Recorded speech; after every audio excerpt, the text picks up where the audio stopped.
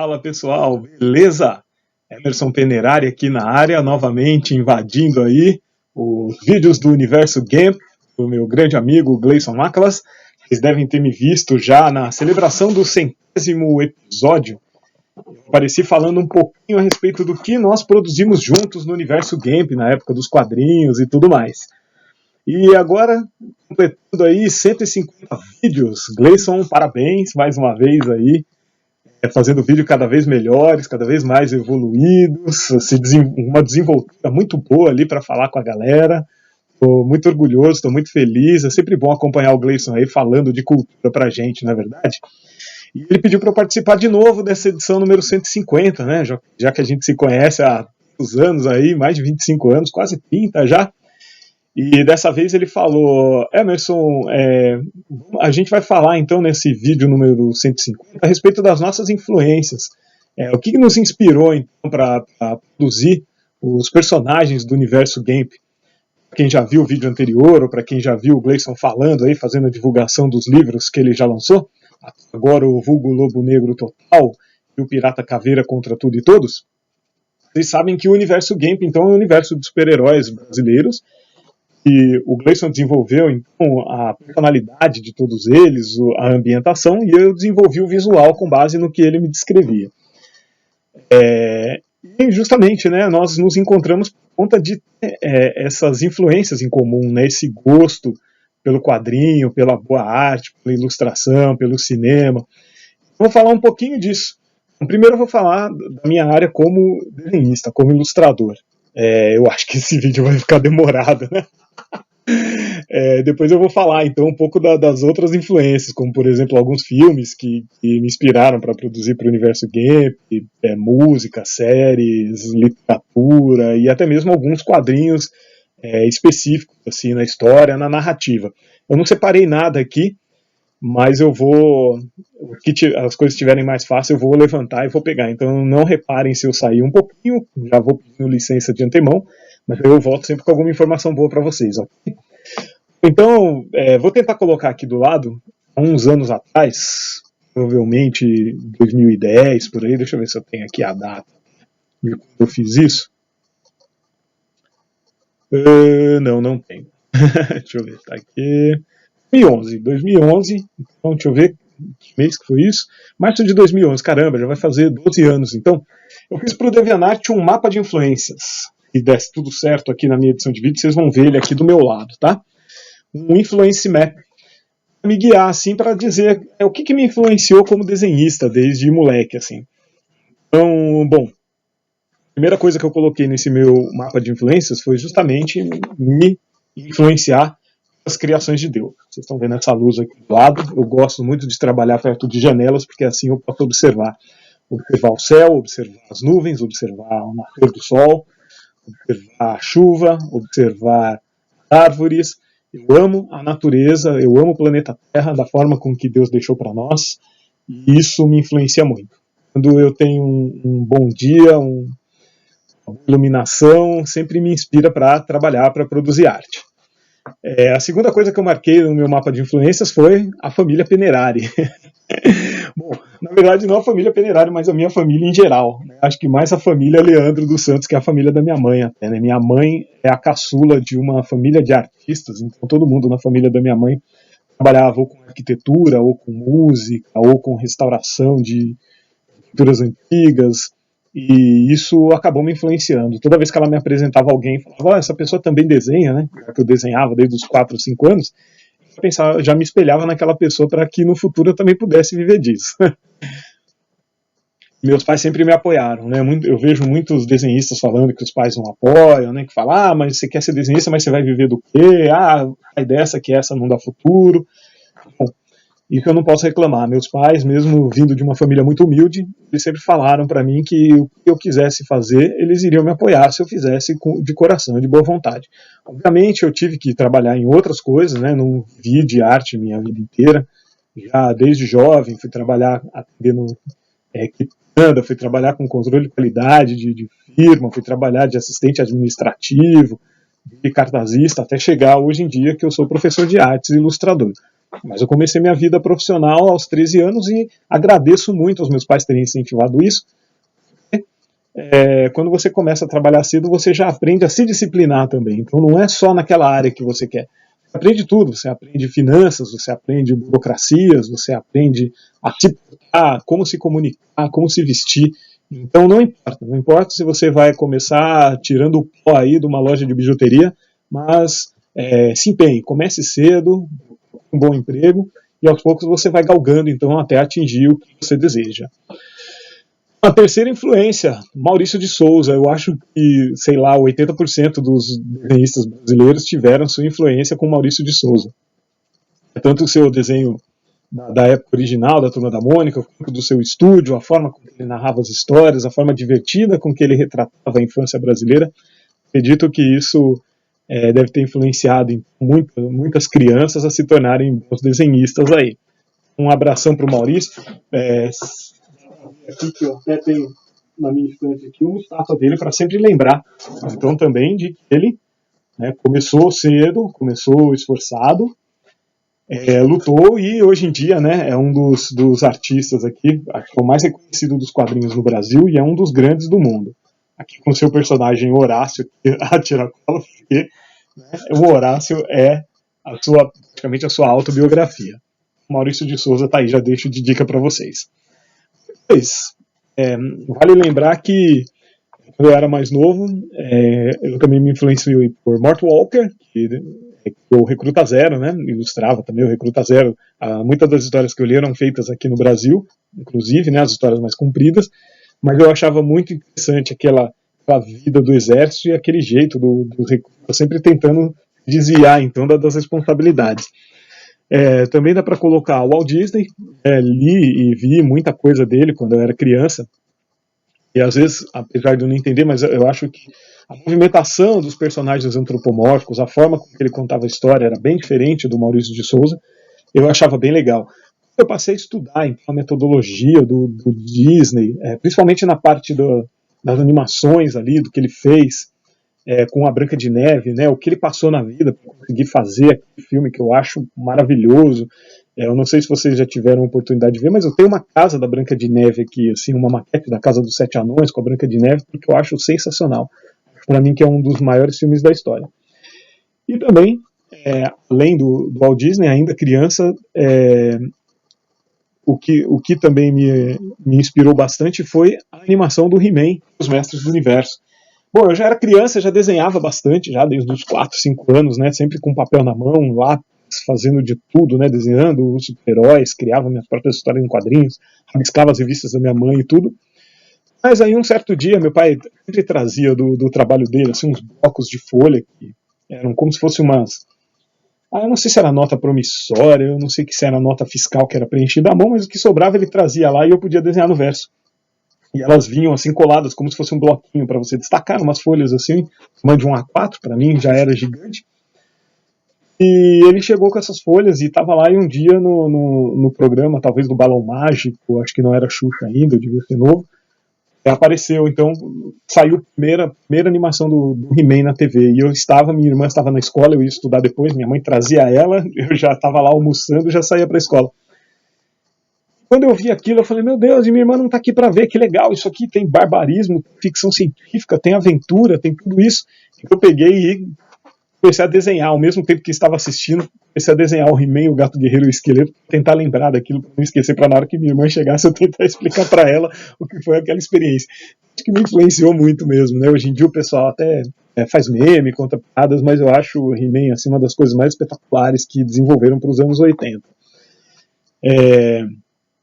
Continuando ainda na fase da infância para a pré-adolescência, teve três grandes influências assim, que são fora dos quadrinhos. Foram as ilustrações da Associação Torre de Vigia. Para quem não sabe, eu sou testemunha de Jeová e as nossas publicações são sempre bem ilustradas. As pessoas até comparam com as ilustrações do Alex Ross, principalmente aquelas pessoas que não entendem que os dois tiveram a mesma influência, a influência da arte publicitária americana ali, do Norman Rockwell, do Charles Dana Gibson, desses caras. As pessoas não entendem, acabam comparando, mas realmente eles têm, porque, começo da ilustração publicitária americana, de que saía no Saturday Evening Post e em outras revistas ali da década de 20, da década de 30. Quando eu vi isso aqui, eu tinha uma média de uns 11, 12 anos, ilustrações desse tipo. Isso aqui me inspirou muito para desenhar.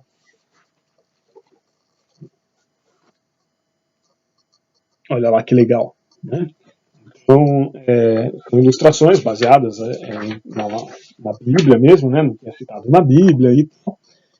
E as publicações, tanto a revista Sentinela, Despertar e os livros das Testemunhas de Jeová sempre tiveram ótimas ilustrações, ótimas imagens. Hoje em dia, a gente trabalha até com vídeos e tudo, né? Com animações em vídeo e com vídeos live action, por assim dizer. Então vale a pena dar uma olhada no site das Testemunhas de Jeová, jw.org. Outra coisa que me influenciou foi as ilustrações dos antigos RPGs ali do Dungeons and Dragons, que estava surgindo, né? Eu tinha acabado de aprender o que era, então, o RPG, né? O role playing game, e observar então aquelas ilustrações bem me fascinaram. Tá vendo? Vou mostrar alguma coisa aqui para vocês. Deixa eu ver. Por exemplo, isso aqui é um pouco que saiu na Dragon Magazine. Quando saíram aqui, obviamente eu já era adulto, mas eles também saíram em revistas, em capas de livros e tal. Eu olhava isso aqui, esse modelo de arte fantástica me fascinava demais. Tanto que daqui a pouco eu vou falar ainda de mais 2 tipos de arte fantástica desse aqui que me fascinavam. Olha que demais isso aqui. Né? Essa coisa de ou fantasia medieval, ou fantasia futurista, cyberpunk, essas coisas assim, consegui encontrar e adquirir, eu ia atrás. E consegui guardar muita coisa. Vamos pegar mais um. Você não repara, seu vídeo vai ficar com 1 hora de duração. Se colocar esse meu aqui. Olha que fantástico isso aqui. Esses caras aqui eram Larry Elmore, Easley, esses ilustradores. Na época, eu tinha 11, 12 anos, obviamente eu não sabia o nome deles. Mas depois, pesquisando, né, quando eu já tinha uns 20 anos por aí, saiu até uma coleção de livros coletânea dessas ilustrações pela editora Abril, chamada, acho que era Mundos da Magia, ou Reinos da Magia, alguma coisa assim. Tinha saído junto com o Advanced Dungeons and Dragons, né, quando saiu o livro do jogador, do Mestre dos Monstros, do AD&D, e também o First Quest, que era para introdução aos jogos de RPG, e saiu esses Mundos da Magia, e daí tinham várias ilustrações dessas para se pirar. E outra coisa que não está relacionada com quadrinhos também, que me influenciou muito, são as capas de disco de heavy metal. Nessa época eu já estava curtindo bastante rock pesado e tal, e assim, achava LPs e via as capas e acabava pirando com aquilo, né? Parece que a capa contava uma história. Né? Capas de artistas como o Derek Riggs, que fez para Iron Maiden, o Frank Frazetta, né? Que não desenhava diretamente para os discos, mas o pessoal acabava nas imagens colocando, como fizeram com o Expect No Mercy, do Nazaré, com o Frazetta, as capas maravilhosas do Molly Hatchet, que apesar de não ser uma banda de metal, é Southern Rock, né? Um rock sulista, mas eles colocavam aqueles vikings ali e ficava muito legal, né? Parece aquela coisa de motoclube, muito bom.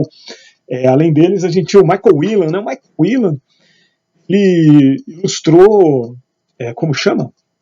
As capas do Sepultura, do Obituary, aqui, principalmente as primeiras, quando o Sepultura já estava lá nos Estados Unidos, né? Quando eles gravaram o Benefit the Remains, o Arise, o KZD, o Roots, essas capas foram todas pelo Michael Whelan, ele era um ilustrador sensacional. Eu até vou mostrar 2 aqui que mudaram a minha vida. Peraí, vamos lá.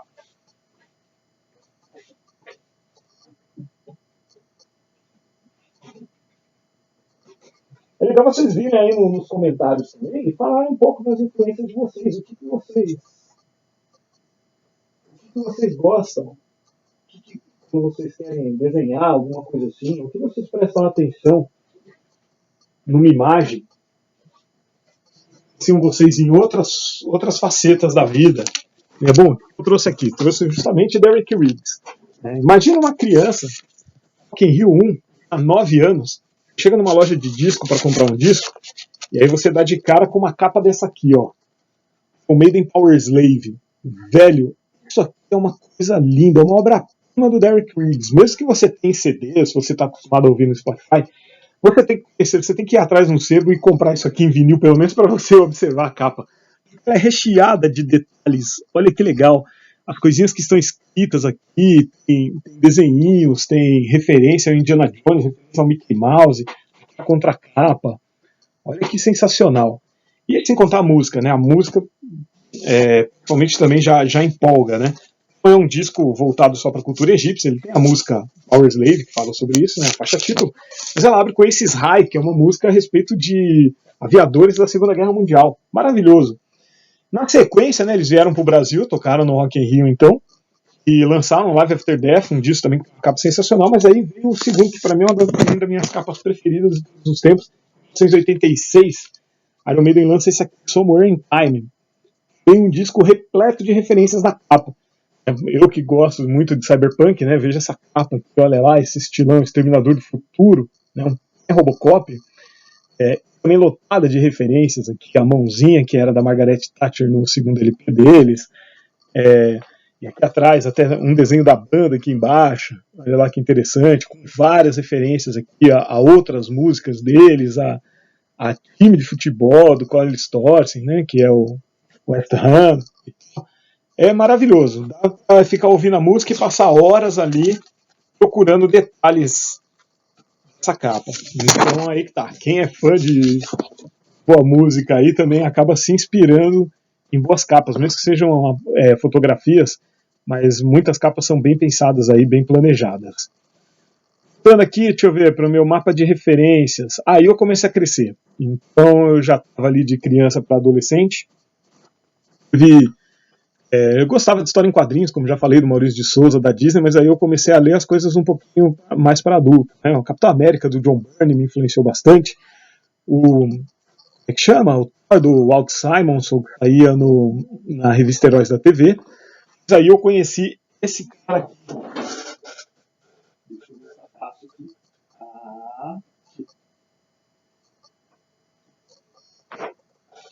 John Buscema. John Buscema eu conheci lendo os quadrinhos do Conan, primeiro.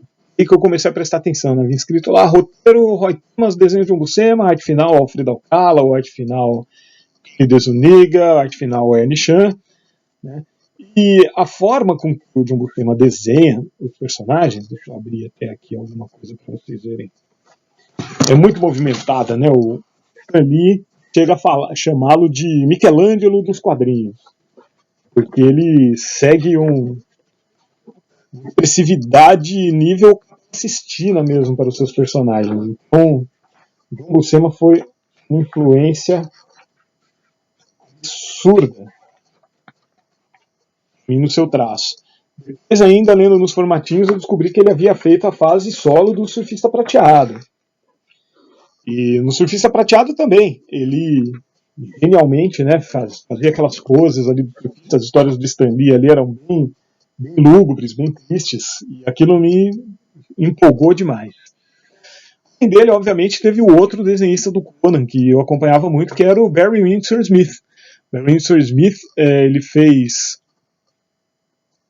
o quadrinho do Conan, que era colorido, o John Buscema fazia mais o preto e branco, eram quadrinhos mais adultos, mas aqui no Brasil saía tudo meio misturado.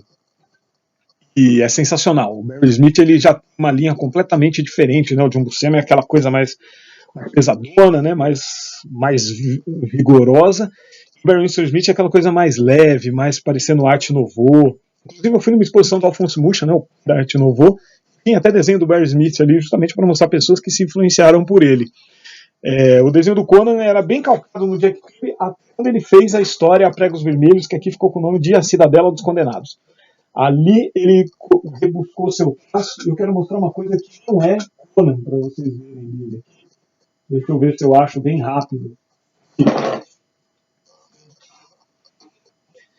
Isso aqui, Arma X. Arma X saiu aqui em formatinho, acho que em 1992 ou 1993, na Grandes Heróis Marvel. Ele tinha feito já um tempo antes. Não sei porque demorou um pouco tempo até para lançar, mas a capa da Grandes Heróis Marvel era essa daqui, né? Essa daqui saiu numa série em 12 edições, aqui eu tenho ela encadernada. Quero ver se eu adquiro ela em preto e branco depois para poder babar mais ainda na arte dele. Ela já foi relançada várias vezes e é uma obra-prima. A origem do Wolverine, a forma como ele ganhou as garras de adamantium e tudo, mas os desenhos do Barry Smith aqui são espetaculares, né? Vocês conseguem ver aí os detalhezinhos e tudo.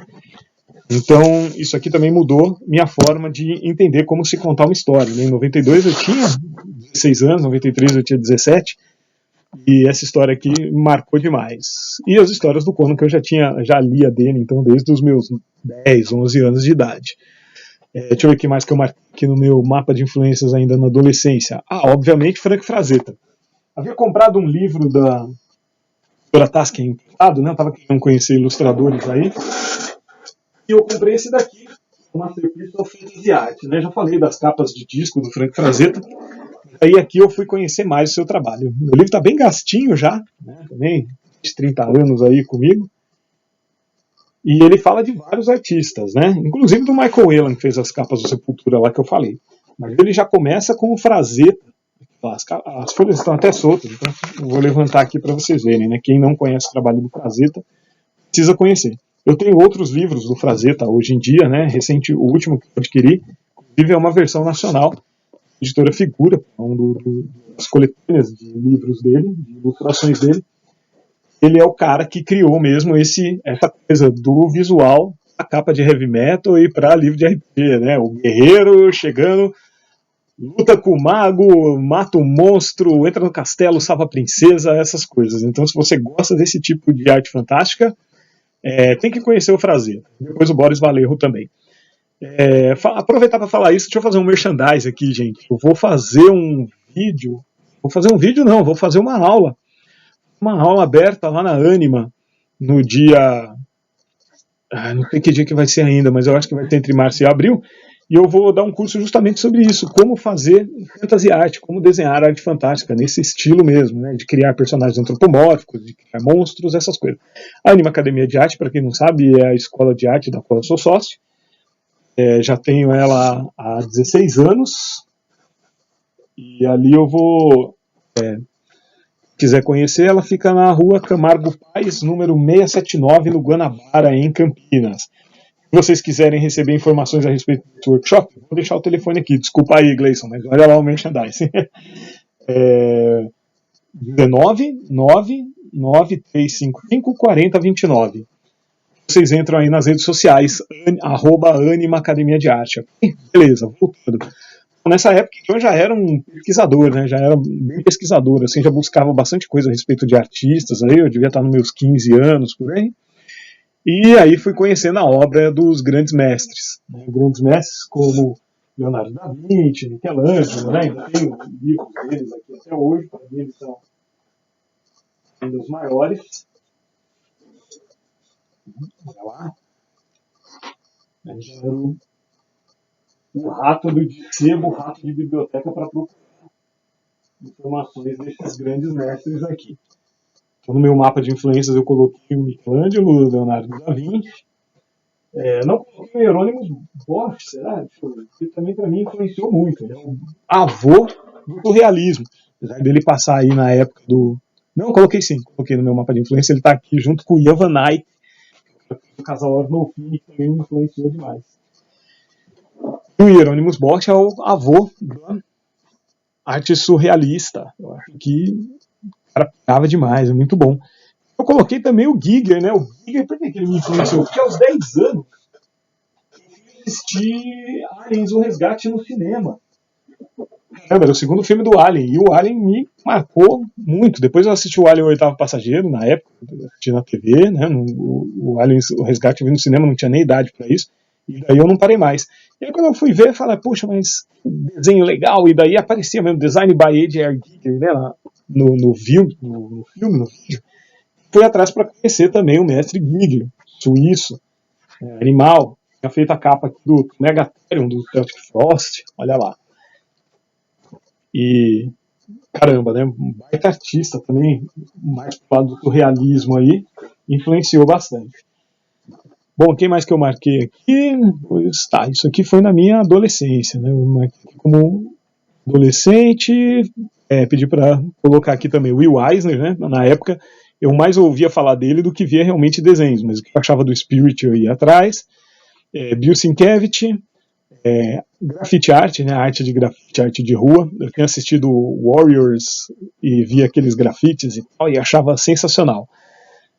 Transformers aí nessa época, né, já além do He-Man, já estava começando a viciado em robôs ali, umas histórias engraçadas a respeito disso. E a animação dos Simpsons também me inspirou bastante. Sempre gostei desse lado mais comédia, mais nonsense da arte. Simpsons é sensacional, gente. Bom, marquei aqui também Salvador Dalí, obviamente, me influenciou bastante, né? Já que eu tinha falado do Hieronymus Bosch como surrealista, o Salvador Dalí me influenciou muito. Bernie Wrightson me influenciou quando eu tinha 13 anos, que eu comprei a minissérie Batman o Messias. Tinha o desenho dele bem legal. Mais ou menos na mesma época ele lançou aquela graphic novel Hulk Coisa, A Grande Mudança. Ambos foram escritas pelo Jim Starlin. E é sensacional. Aqui é uma história também nonsense, engraçada, divertida, com dois monstros gigantescos, né? O Hulk, o próprio Hulk. Então, é uma história que vale muito a pena. Vou mostrar alguma coisa do Bernie Wrightson aqui para vocês se inspirarem também. Eu vou pegar uma coisa que eu adquiri depois, mas que ele fez antes desses da Marvel da DC que eu falei agora. Que é Frankenstein, que ele ilustrou. Frankenstein escrito pela Mary Shelley. Ele fez esse livro aqui na época que ele tinha acabado de sair do The Studio. The Studio era o estúdio que ele tinha junto com o Barry Smith, junto com o Michael Kaluta, junto com o Jeffrey Jones. Eles tinham um estúdio ali de ilustração, ó, os caras mestres demais da arte, né? Já falei até do Barry Smith aqui. E o Bernie Wrightson, um mestre dos detalhes. Dá uma olhada nessa grama que ele fez de bico de pena, gente. Isso aqui no comecinho dos anos 80. Caramba, mano. A primeira vez que eu vi esse trabalho aqui foi quando eu estudava no CLA. Aí tinha um livro assim que era uma coletânea do The Studio e meu professor tinha algumas imagens, então algumas páginas mas não tinha o Frankenstein completo. Eu passei minha vida atrás disso aqui, então há uns 6 anos mais ou menos eu adquiri essa versão que saiu em português aqui pela Mitos Editora. Mitos paga nós. Propaganda aqui de graça. Obviamente, quando eu tinha uns 13 anos, eu conheci o trabalho do Neil Gaiman. Eu marquei ele aqui como influência, mesmo ele sendo escritor, porque ele sempre trabalhou com ótimos desenhistas, né, com ótimos artistas. Então, se alguém olhar aqui para a minha estante desse lado, vai ver que eu tenho um bom pedaço aqui da estante, ó, começando da biografia do Neil Gaiman e indo até aqui com o The Contable Sandman, que são só citações do Sandman. Muita coisa que o Neil Gaiman fez, isso sem contar os formatinhos ali, né, as revistas mais fininhas do Sandman, algumas coisas que ele produziu para DC também, que eu tenho guardado aí até hoje. E em 1994 teve um cara que mudou a minha forma de enxergar quadrinhos, apesar de eu já ser fã do Bill Sienkiewicz, como eu comentei, Electra Assassina para mim é um marco. Eu tenho uma edição original até hoje, vou mostrar para vocês aqui. Eu tenho uma versão mais bonita, mas eu tenho a versão original, encadernada no finalzinho dos anos 80, da Electra Assassina. Olha que coisa linda isso aqui. O cara fazia então, aquele misturando aqui pintura com pastel, né? Já demais esse formato. Havia saído o Moonshadow do John J. Mann, havia saído o Wolverine Destrutor também do John J. Mann com o Kent Williams, e o Kent Williams tinha feito de uma história de sangue. Esse tipo de arte pintura eu achava bem legal, né? Aquele visual assim, bem expressionista, bem diretão, umas manchas, experimental. Mas aí veio o cara, né, que eu já citei aqui quando eu falei da minha influência das ilustrações das Testemunhas de Jeová. Alex Ross, quando ele lançou Marvels. Quando saiu Marvels também foi revolucionário, gente. Cheguei na banca, vi aquela capa que não tinha nada, só tinha um acetato assim, escrito Marvels com tocha humana ali. Falei, meu Deus, que capa bonita, né? Toda pintada, deixa eu ver como é que é dentro, né? Aí pirei, aí tive que acompanhar as 4 edições. Depois disso, tudo que saía do Alex Ross eu comprava. Até hoje, eu tenho muita coisa dele, vou mostrar aqui alguma coisinha rapidão para vocês. Todo mundo conhece, né, o trabalho dele. E quando a gente vê uma pintura dessa aqui, não tem como não se impressionar, né, gente? O cara realmente manda muito bem. Tem gente que fala que a arte dele é meio estática, que não sei o que. Eu acho que é um estilo que mistura Jorge Pérez com Norman Rockwell. Então, não tenho o que falar. Alex Ross divisor de águas. Mudou minha vida quando eu tinha, em 94, tinha 18 anos. E depois eu fui pegando tudo que foi lançando. Que mais? Bom, coloquei Bill Watterson, né? Bill Watterson, principalmente também pela forma narrativa dele. Bill Watterson é o cara que fez Calvin Haroldo, né? Completo aqui o Calvin Haroldo em inglês. Algumas edições também das coletâneas em português saía pela Cedibra, todo mundo conhece aí pelas provinhas de português. Tem que conhecer, é uma história linda, é um momento de infância, né? Tem que amar Calvin Haroldo mesmo. Chegou um momento que o Bill Watterson simplesmente aposentou, não fez mais, mas assim, as suas histórias são atemporais. Marquei aqui também, né, isso ainda como adulto. Francesco Goya, fui numa exposição dele quando eu era muito novo e tinha muita gravura lá. A gravura me lembra muito Bico de Pena, mas não era água forte, aquela coisa, como se fosse um carimbo ao contrário. Francesco Goya e suas gravuras, Francesco Goya e suas pinturas também, já que ele também puxava um pouco ali para o surrealismo, eu acho legal demais isso. A coleção de revistas da Heavy Metal, quando eu tinha 19 anos, me influenciaram já bastante também. Nessa época, acho que foi a época que eu conheci o Gleison. A revista Heavy Metal trazia muitos artistas ali, europeus, principalmente franceses, espanhóis, italianos. Esses caras, uma forma de contar a história muito diferente. Marquei aqui o John J. Muth, já que eu já comentei ele, né, principalmente nessa fase que ele ilustrou o Drácula, uma sinfonia de pesadelos ao luar, e ilustrou o Wolverine Destrutor, ele fazia a arte do Destrutor, o Kent Williams fazia do Wolverine. E marquei aqui de Elvegren, que é o pai das pin-ups, né? Aquelas pin-ups que principalmente você via se pintado aí também na carenagem de aviões antigos e tudo. Acho esse cara genial, sensacional, sua arte deve ser buscada, deve ser conhecida. E além deles, deixa eu ver se eu marquei mais alguma coisa aqui. Incluiu o Frank Miller, obviamente. Quem estava lá na época que foi lançado Cavaleiro das Trevas, já sabe. Comecei a prestar atenção em tudo do Wolverine. Eu já tinha algumas coisas dele em formatinho nas histórias do Demolidor, mas eu não entendia muito. Comecei a reler. Amei o Demolidor do Frank Miller, amei o Cavaleiro das Trevas, amei principalmente as coisas que ele fez apenas roteirizando, como Batman 1, Electra Assassina, já citado aqui, ilustrado pelo Bill Sienkiewicz. Depois ele voltou ali com Sin City, eu gosto, mas não é dos meus favoritos, acho que eu gosto mais dessas coisas mais antigas dele. Então Frank Miller também é uma grande referência aí, para mim, grande influência como artista. Marquei o Alphonse Mucha, como eu citei, né, o pai da arte Nouveau. Na verdade, eu fui ter contato com a arte dele, entender quem havia feito, né, já devia ter visto algum cartaz, alguma coisa, mas eu fui ver já quase adulto. Para quem não está associando o nome, é o cara que fazia esses tipos de cartazes aqui, ó, capas de revista, como a capa da revista Job, né, um austríaco, sensacional. Assim como o Gustav Klimt, né, foi para outro lado da arte Nouveau, o Alphonse Mucha então também trabalhou com esse estilo mais publicitário. Marquei aqui o Jay Anacleto. Jay Anacleto, também filipino, dentista, que despontou desenhando para a Image aquele quadrinho Aria. Eu gostei tanto quando eu vi, né, aquele sombreado hiperrealista colorido por Photoshop, que eu comprei a versão colorida, comprei a versão preto e branco, comprei a versão importada, comprei a versão nacional. O Aria eu achei sensacional, depois comprei mais algumas coisas dele. Hoje em dia ele faz mais capas, né? Fez capas da revista da Valéria, da Sônia, uma coisa assim. E marquei aqui alguns diretores de filme, né, que eu gosto bastante. Aqui eu havia citado o Lars von Trier e o Danny Boyle, mas nem sei se eu citaria eles hoje. Hoje em dia eu tô achando até que eles estão pesados demais, né? Então, bom, para mim de filme tem que ser, como ilustrador, tem que ser filme de muita ação, tem que ser James Cameron, né? James Cameron é o pai da ação, né? O cara com o Exterminador do Futuro 2 estabilizou ali o modelo de se fazer um bom filme de ação. Mas eu citaria o George Miller com o seu Mad Max, citaria até para aulas de enquadramento, cinema, essas coisas, os caras mais clássicos, né? Todo mundo tem que assistir o Poderoso Chefão uma vez na vida, todo mundo tem que assistir A Noviça Rebelde uma vez na vida, tem que assistir alguns filmes assim para, né, entrar num clima e entender por que se trabalha iluminação no cinema, por que se trabalha posicionamento. E Spielberg, né? Spielberg é fantasia total, né? Eu sempre cito ET como um dos meus filmes favoritos, então Steven Spielberg, grande mestre aí.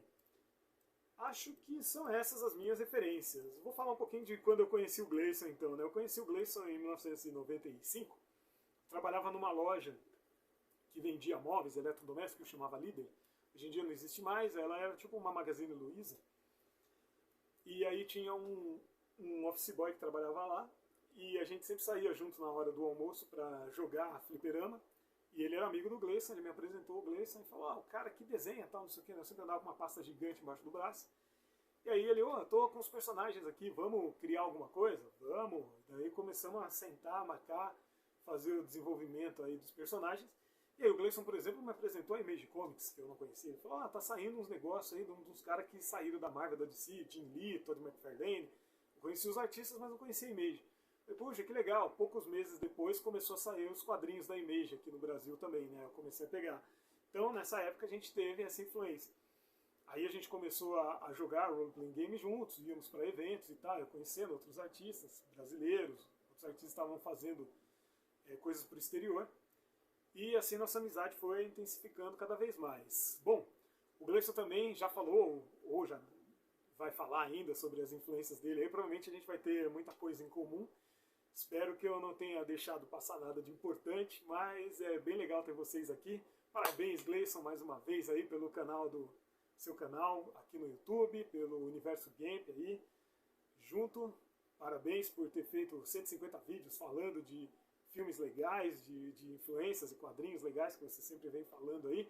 Que venham mais 150, pode me convidar sempre que precisar, porque é sempre um prazer, mesmo se eu não estou próximo de você aqui agora, a gente se comunicar por vídeo. Mas agora que baixou o perigo aí, vamos marcar alguma coisa aqui em casa, ok? Gente, brigadão. Se alguém se interessou aí, quiser conhecer um pouco mais do trabalho, me siga aí nas redes, pode ser aqui no YouTube, Emerson Penerari, tudo junto, ou pode ser @EmersonPenerari aí nas redes sociais, beleza? Aquele abraço, gente. Abração. Ah, não se esqueçam, hein? Quem quiser aprender a desenhar, vocês me encontram na Anima Academia de Arte. Também, @Anima Academia de Arte. Só procurar lá, minha escola de desenho em Campinas, São Paulo. Abração, gente. Fui!